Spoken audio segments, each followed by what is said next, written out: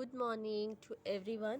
Last we ended with the huge water bodies as well as huge large land masses, which is known as continents, as well as the oceans. Last we ended there, and we look after the lots of things, lots of important questions as well. Now today we discuss, I have told you in the previous video that there is some short topics like hydrosphere, atmosphere and biosphere, and I'm going to discuss in this video these all topics, right? So yeah, let's start with the hydrosphere. You know what, as I told you before, that the domain is like something like the kingdom. For example, humans, we have our own kingdom, like we have our own species, right? And in which area we are living, that in the past times sultans were there, that means their kingdoms were there, right? So hydrosphere is basically a domain. A domain means पानी का खुद का kingdom है, right? जहाँ जहाँ पे पानी है दैट मीन्स वो उसका किंगडम है. So hydrosphere, the word hydro comes from the Greek word which means water. Yeah, it consists of water in all form, like water is in the form of ice, glaciers, rivers, lakes, underground water, vapors in the atmosphere. Everywhere we found water is in the form of different forms, like ice, glaciers, or underground water, vapors in the atmosphere, all consist of water. Okay, Earth is called the blue planet because more than 71% of the Earth covered with the water. As you know that we know that our Earth is known as blue planet. Why our Earth is called the blue planet? Because more than 70% of the Earth's surface is covered with the water. Okay, total 97% of the earth water is found in the ocean. This is the important point. 97% of the earth surface is found in ocean. That means ocean water is the salty water. Understood? The availability of the water is 97 at all, like 100%. But the drinking water is only 3% because 97% of the water is ocean, found in the ocean. That means we are not able to drink that water because too much of saltility, right? Ice cap, so the ratio is like this, the total distribution of water like this: ice cap 2% water in the ice caps, underground water 0.68%, right? Rivers 0.011, that means not the fresh water is this. Okay, rivers is, we are not drinking the river water, but yeah, our animals can drink the river water. That means availability of water is somewhere in the rivers also, right? Then fresh water is 0.03%. This water is available for drinking only 3%, 0.03% water. Well, if we consider the fresh water or the underground water or the water available in the river,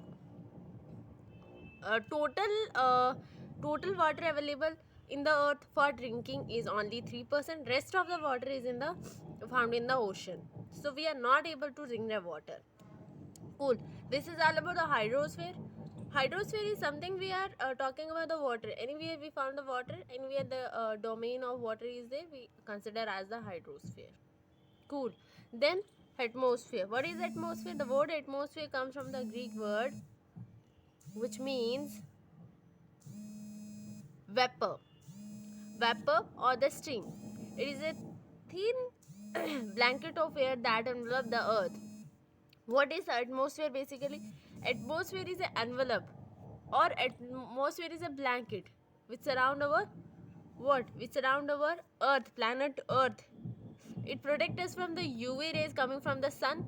There are UV radiations, very harmful radiations which are coming from the sun on the earth surface. So if the atmosphere is not there, agar ye nahi hoga, then our earth do not gonna survive, the species on the earth do not gonna survive. Okay, तो ये उसे protect करती है.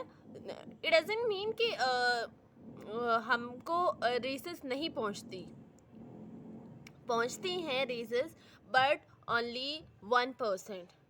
एक सन की सिर्फ 1% raises जो है अर्थ एब्जॉर्ब करता है, रेस्ट नहीं कर पाता because of this protective layer as well as the layer present in the stratosphere we will gonna study next in the down session.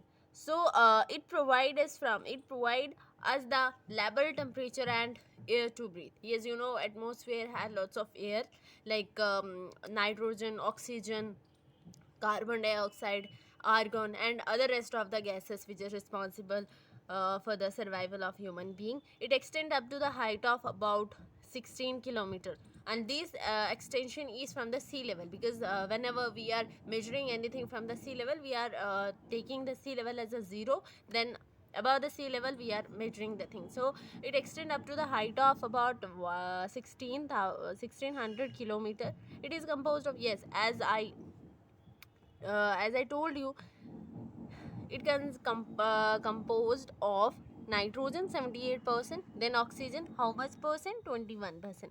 Carbon dioxide is 0.03% basically, and if we collectively calculate this carbon dioxide as well as argon and other gases, it is 1%. So that means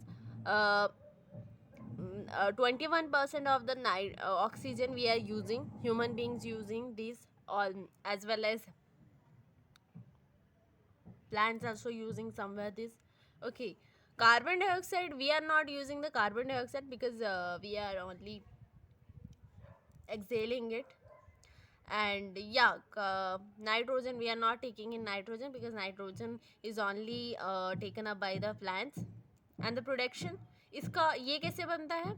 आप सारी चीज़ों को ले लो, everything in this world is made up of carbon, आपको ये chemistry में पता होगा, ठीक है? तो ये जो कार्बन डाइऑक्साइड है ये हमें कहीं से भी मिल जाएगा, लेकिन ऐसा है ना कि हमारे एनवायरनमेंट को क्या रखना है, मेंटेन रखना है. सो जितना ऑक्सीजन प्रोड्यूस होगा, डोंट थिंक दैट कि अगर ये 0.3% बन रहा है तो ये 21% है, दैट मीन्स इसका लेवल है, इसका लेवल इतना इंक्रीज नहीं है. मतलब इसका लेवल 21% से अगर लेवल देखा जाए तो इंक्रीज नहीं है, ये 21% इसका मेन लेवल है, ठीक है? इसका 0.03, अगर ये 0.03 से इंक्रीज हो जाता है तो ड्रास्टिक चेंजेस आती हैं, ठीक है? Oxygen use for breathing, we are using oxygen for breathing. Nitrogen is used up by plants to grow, yes, as I mentioned already.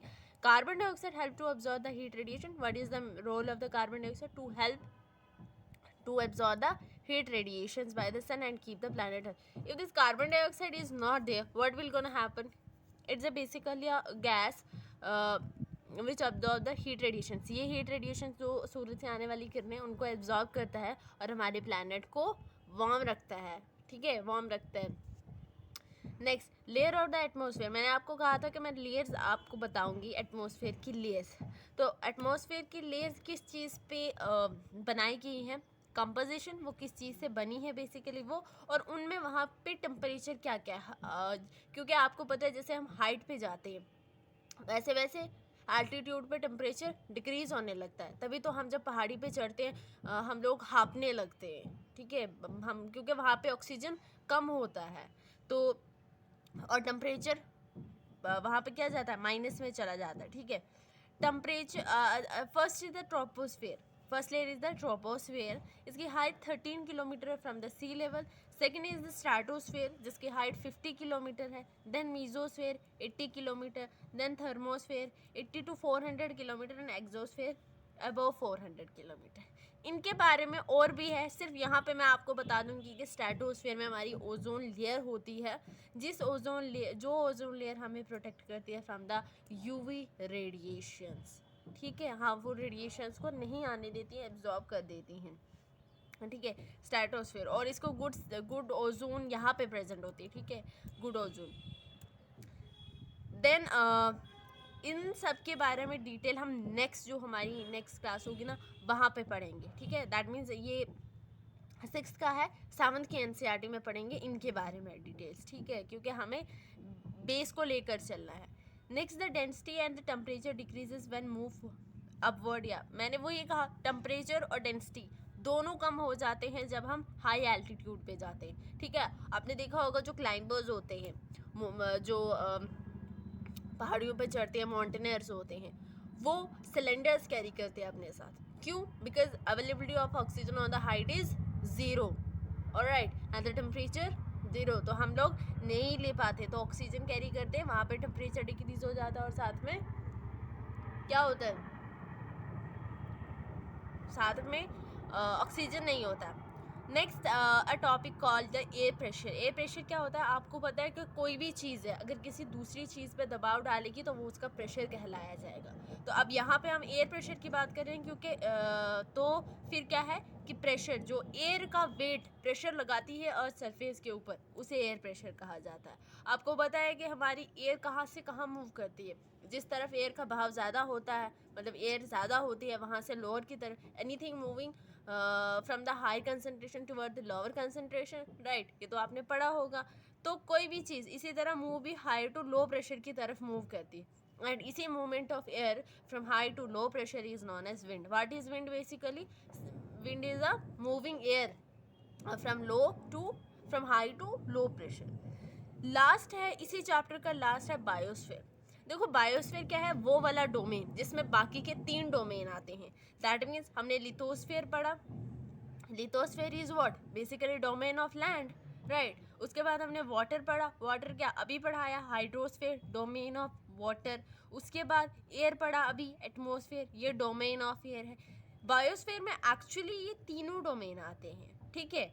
It is a narrow zone of the contact between land, water and air. Land, water and air what? Lithosphere, hydrosphere and atmosphere. Several species of organisms that vary in size from microbes and bacteria to the huge mammals. यहाँ पे बहुत सारी, इसमें सारी species आपको देखने को मिलेंगी, माइक्रोब से लेकर ह्यूज एनिमल, मतलब बड़ी ब्लू व्हेल जैसी बड़ी बड़ी मछलियों तक, मैमल्स तक, क्योंकि हमारी मैमल्स क्या है? वाटर की ब्लू व्हेल है ना. तो कह रहे हैं छोटे से लेकर बड़ा तक हर आपको एनिमल, इंसेक्ट, माइक्रोब से ह्यूज मैमल तक सब आपको यहाँ देखने को मिलता है बायोस्फीयर में. The organism in the biosphere में broadly divided into the plant kingdom. आप जो साइंस के स्टूडेंट्स होंगे उनको पता होगा जर्नली क्या होता है. 12th तक तो सबने साइंस रखी होती है, तो उनको क्या होता है, क्योंकि पता होता है कि हमारी क्लासिफिकेशन जो है, अगर किसी ने 5 किंगडम क्लासिफिकेशन पढ़ी होगी तो उनमें से ये 2 किंगडम क्लासिफिकेशन है हमारी, plant kingdom and animal kingdom. Plant kingdom क्या है? जिसमें सारे प्लांट्स की स्पीशीज़ आएंगी, और एनिमल किंगडम क्या है? जिसमें सारे एनिमल्स की स्पीशीज़ आएंगी. तो बायोस्फीयर में है ना, प्लांट्स भी हैं, एनिमल्स भी हैं, हमारे हैं ना सराउंडिंग्स में, सब चीज़ें तो हैं. 3 domain of earth interact with each other in some way और द अदरवाइज. हमारे जो तीनों डोमेन है, कौन से तीनों डोमेन? हाइड्रोस्फीयर, लिथोस्फीयर, एटमॉस्फेयर, ठीक है. ये जब, और ये वाला बायोस्फीयर में तो ये सारे तीनों आते हैं, ये एक दूसरे के साथ इंटरेक्ट करते हैं. अगर इनमें से किसी एक का भी, कोई एक भी क्या हो जाएगा, कोई एक भी किसी की वजह से हम किसी एक को अफेक्ट करेंगे, वो तीनों को अफेक्ट दिखाएगा, उसका इफेक्ट फिर सब पे पड़ेगा. फॉर एग्जांपल हम देख लेते हैं, जैसे मैं लैंड की अगर बात करूँ, हम लैंड पे क्या करेंगे? Over grazing. अगर एनिमल्स को एक जगह पे बांध दें, ओवर ग्रेजिंग करवा दें उससे, तो क्या होगा? ओवर ग्रेजिंग की वजह से क्या होगा? एनिमल उसको खा खा के ज़मीन को जड़ें तक निकाल के उसको पाँव के साथ वैसा खोद खोद के, है ना, एनिमल्स की आदत होती है ऐसे साफ साफ करके बैठने की, ठीक है. तो ये सब करके ओवर ग्रेजिंग की वजह से क्या होगा? जो फर्टाइल लैंड होगी वो तो क्या हो जाएगी? ख़त्म हो जाएगी. तो बैरन बन जाएगी, वो ज़मीन तो बंजर हो जाएगी ना, ठीक है. तो ओवर ग्रेजिंग. या फिर अगर हम किसी जगह पे बार बार पेड़ काट रहे हैं, तो आपको पता है कि पेड़ का इम्पोर्टेंट रोल होता है कि वो सॉइल, उसकी प्लांट जो है उसकी रूट सॉइल को होल्ड करके रखती हैं. तो जब प्लांट ही नहीं बचेगा, रूट ही नहीं बचेंगे, तो सॉइल को होल्ड करने वाला कौन होगा? कोई नहीं होगा. तो जब रेनफॉल होगी, हैवी वाटर फ्लो होगा, तो वो तो बहकर उस सॉइल को तो अपने साथ बह कर लेके जाएगा कहीं और जाके. तो क्या होगा? सॉइल इरोजन होगी. तो है ना, अफेक्ट पड़ रहा है ना. हमने प्लांट को काटा लेकिन अफेक्ट किसको हुआ? सॉइल को. तो इरोजन हुई. या फिर हम वेस्ट मटेरियल्स को, अगर हम पानी की बात करें, वेस्ट मटेरियल्स को हम लोग क्या कर रहे हैं? डंप कर रहे हैं ऐसे एरिया में जहाँ पे पानी हो. तो पानी में डंप करेंगे किसी चीज़ को, तो एक्वेटिक लाइफ कहाँ जाएगी? जू प्लैंटॉन्स एंड फाइटो प्लैंटॉन्स कहाँ जाएंगे? डेड हो जाएंगे. क्योंकि वेस्ट मटेरियल्स, आपको पता है कि वेस्ट मटेरियल्स क्या करते हैं, वो फिशेस अपने अंदर प्लास्टिक चीज़ों को ले लेती है, जिसकी वजह से डेथ हो जाती है, ठीक है।